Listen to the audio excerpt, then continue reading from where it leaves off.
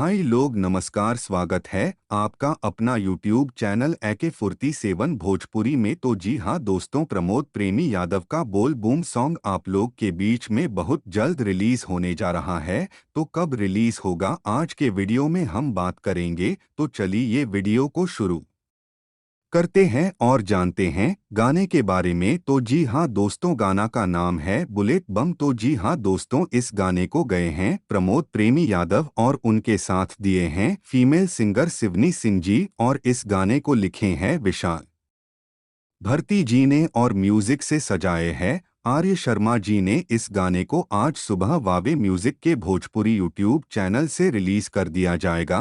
तो जी हाँ दोस्तों, वीडियो में नजर आएंगे आपके चाहता सुपरस्टार प्रमोद प्रेमी यादव। तो दोस्तों तैयार रहिएगा, आज सुबह वावे म्यूज के भोजपुरी यूट्यूब चैनल से रिलीज कर दिया जाएगा। तो जी हाँ दोस्तों, वीडियो में नजर आएंगे आपके चाहता सुपरस्टार प्रमोद प्रेमी यादव। तो दोस्तों तैयार रहिएगा, आज सुबह Wave Music Bhojpuri YouTube channel से इस गाने को रिलीज कर दिया जाएगा। गाना काफी लाजवाब है और इसी गाना का आप लोग काफी दिनों से इंतजार कर रहे थे। तो दोस्तों, हमारे YouTube चैनल पर इसी तरह के वीडियो आती रहती है। तो वीडियो का लाइक और चैनल को सब्सक्राइब करके रखिए, क्योंकि कभी भी अपडेट आएगा तो आप लोग सबसे पहले देख पाएंगे। तो जी हाँ दोस्तों, अच्छा खबर था न। तो कोशिश करता हूँ कि भोजपुरी के न्यू अच्छा से अच्छा अपडेट आप लोग के बीच में लाए। तो वीडियो पसंद आए तो लाइक, चैनल को सब्सक्राइब कर लीजिए। मिलते हैं